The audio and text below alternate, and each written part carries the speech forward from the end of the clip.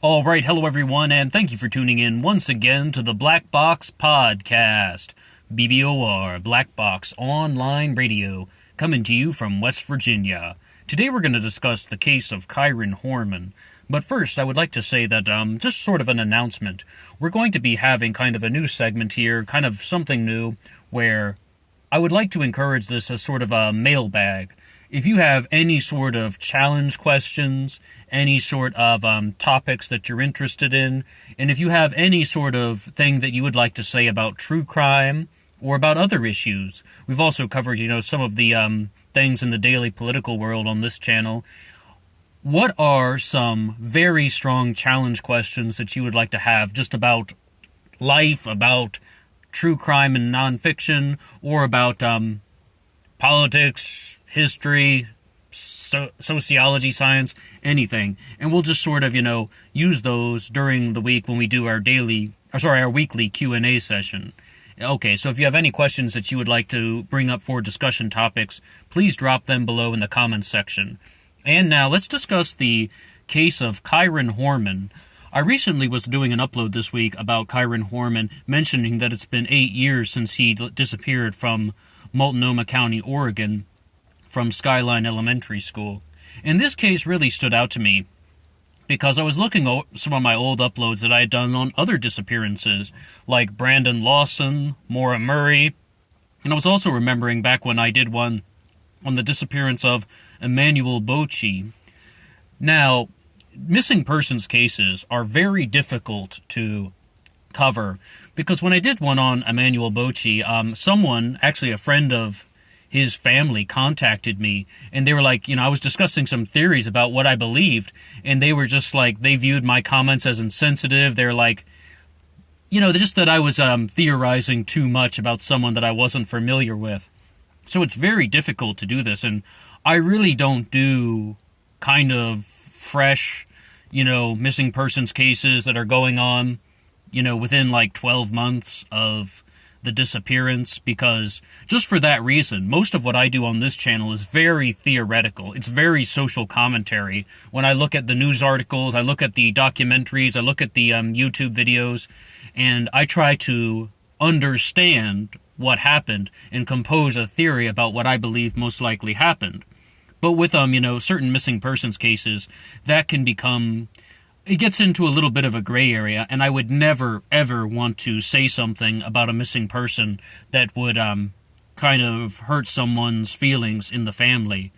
But also, cases like Brandon Lawson and things like Maura Murray, those cases are so widely publicized, a little channel like Black Box Radio is, not really going to, well, that's the least of their worries to those families. They have some much bigger things going on there. With the case of Kyron Horman, this is one that I think it's just good to keep discussing. It's good to keep kind of a fresh set of eyes and ears on this case so people don't forget about it. Because I feel that a lot of people in the true crime world and in the media world are not really following too closely the case of Kyron Horman anymore. But when I said something stood out to me, there is very little question about what happened to Kyron Horman back in Oregon 8 years ago, because Kyron was last seen at Skyline Elementary School. If the last sighting of him is genuine, he was witnessed in the school by another student at about 9 a.m. in the morning. Even if we accept the story from his stepmom, I guess we couldn't call her the former stepmom since she got divorced from her husband, Kane Horman. We're talking about Terry Horman, that is. She says she last saw him as he was walking down a hallway toward his class. Even if all of that is true, then Kyron had to have been abducted. He had to have been abducted. He was only a child. This could not have been a runaway.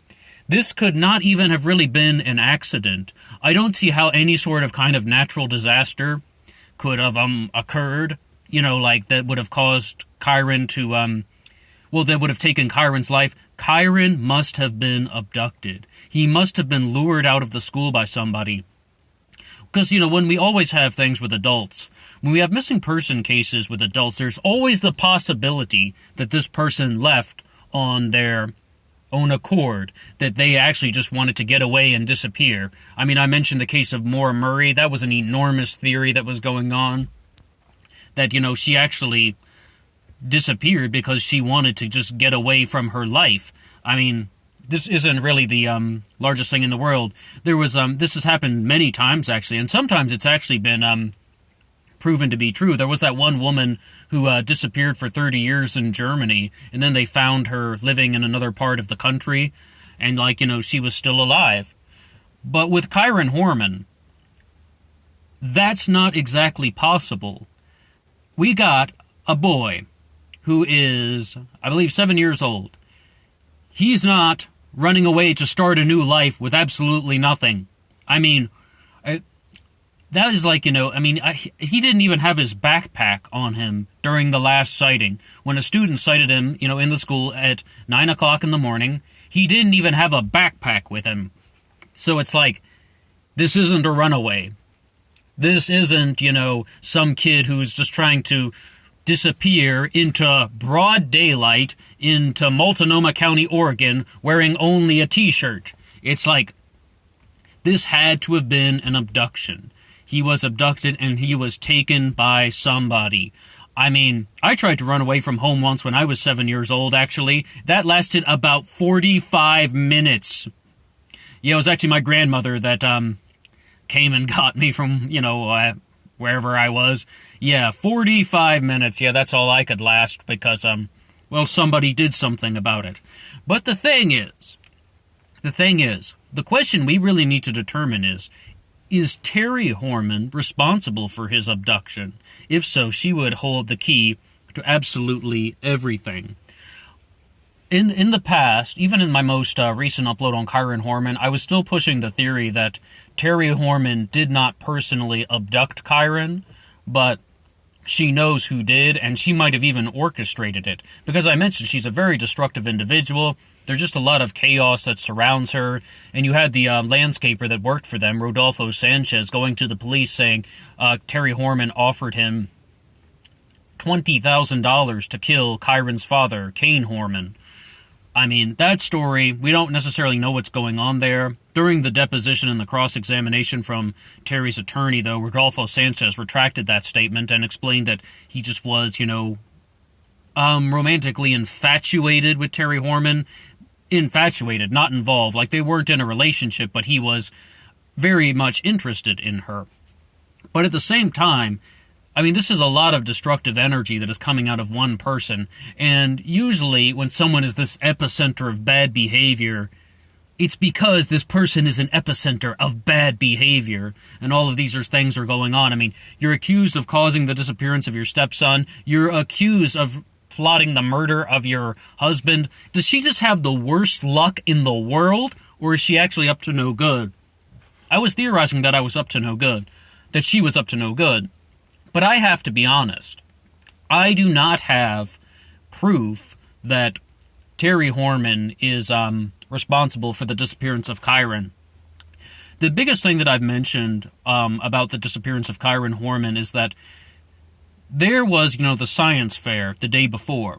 And the day that Kyron disappeared was not exactly like an open house, but very similar. Basically, they allowed the parents to come in during the hours before school, like the hour before school started, before class started, and see the kids' projects. If you want to call that an open house, sure. But the point is, there would be a lot of adults in the school that wouldn't normally be there. There would be a lot of adults, roaming the halls that wouldn't normally be there. And if somebody knew about this from a flyer, from something that was sent in an email, something that was just a notification, a bulletin, that is a very opportune time for a predator to do something very destructive. And I really just have to admit in this one, I don't have any sort of definitive proof that Terry Horman was responsible for the disappearance of Kyron. I mean, I can say, though, that we really can narrow this down to only one possibility. Kyron was abducted. I just have this terrible feeling, though, that even without evidence, there is some sort of connection with Terry. Like, she would have, orchestrated this as a way to get revenge against her husband, Kane Horman. Their marriage was on the rocks. They ended up getting divorced anyway. And especially when you got people like Rodolfo Sanchez making this claim that he was offered this money to murder Kane Horman. It starts to get really bizarre. But at the same time, I can say, though, I don't see the definitive physical evidence. And the things that possibly would lead to the recovery of and getting the answers to Kyron Horman is the police would really just have to know all the vehicles that were in the area. They'd have to get more witness sightings, definitely try and talk to anybody else who had, possibly seen Kyron that day, because he wasn't even in his first class. He was marked absent that day, but another student did witness him in the school. Terry Horman also says that he was seen, that was the last time she saw him in the school walking down the hallway. There's a very famous photo of him next to his science project of the red-eyed tree frog. Somebody got him out of the school, and that has to be the only thing. What did they do with him? Well, it is my personal belief that Kyron is no longer living. It is my personal belief that he probably passed away shortly after his disappearance, and we don't necessarily know who or what or when took place, but I really just get the feeling that he was lured to a vehicle by an older man. This is not uncommon. So many times in these missing persons cases and these sort of cases of abuse, that's what happens. Somebody lures someone to a vehicle. Hey, can you help me carry this thing? Or, hey, can you help me do something and I'll give you $5? We've heard these stories countless times, and, it's just like, it really can sometimes lead to a terrible tragedy. But we have to say Kyron was abducted. It's the only possibility. And all the other scenarios are kind of just impossible. He was abducted, but the question is, it's just like, really it comes down to not even a question, it's more of a statement. The school should have had a better surveillance system. Moreover, it's like, this would have been a very easy opportunity for somebody to blend in, because you would have so many adults in the area on a day like this, like kind of like a science fair open house where parents can see the projects. I just don't know what other possibility this could be. What I can say is Kyron is not seen on any of the security footage with Terry Horman in the hours after she last claimed to see him. I don't necessarily think there's anything suspicious about her posting photos of him on Facebook in the afternoon. Somebody mentioned in the comments once that she would have... People normally do that on... immediately. As soon as they take the photos, they post them to Facebook immediately. I don't necessarily do that myself, though. Not to mention, what if she didn't have phone data or something like that? 2010, I didn't have any kind of thing like cellular data. But what I can say is, there has been this report that there was a white truck that seemed kind of suspicious and out of place, and that might be something very valuable. And the reason I mentioned that Terry Horman's behavior with, or that Terry Horman was seen at the grocery store, at two different Fred Meyer stores, without Kyron is important, because one of the largest theories was that Terry had asked Kyron to just come back to their car, and she drove away with him. But we don't have any fact to support that. We don't have any definitive certainty to support that. And he's not seen on any of the footage. And I believe that other things that she did throughout the day were like, she drove up and down a road called the 40 to help her daughter go to sleep. She went to the gym and she posted the photos on Facebook. Very normal things. I used to say that I was a very passionate believer that Terry Horman was guilty of orchestrating the disappearance of Kyron Horman. But I almost have to say now, I am rather unsure. I know that he was abducted. I can't say any other possibility. But is Terry Horman just someone who has the absolute worst luck in the world? Maybe. I'm kind of leaning toward that way a little bit more now, that she's a very suspicious character, and I wouldn't put it past her. But I'm just saying, I don't necessarily have the definitive evidence to link her to the disappearance of Kyron Horman. But what I can say is, Kyron must have been abducted by somebody. Maybe this lead with the white truck could be something valuable. Well, that's all for me now. Thank you for listening to this segment on the disappearance of Kyron Horman. And once again, if you have any sort of discussion topics, challenge questions, anything you would like to hear about, also, please drop a comment about that in the section below, and we will read them out during the weekly Q&A sessions, and just something new to add to the channel. Thank you very much for listening, and until next time.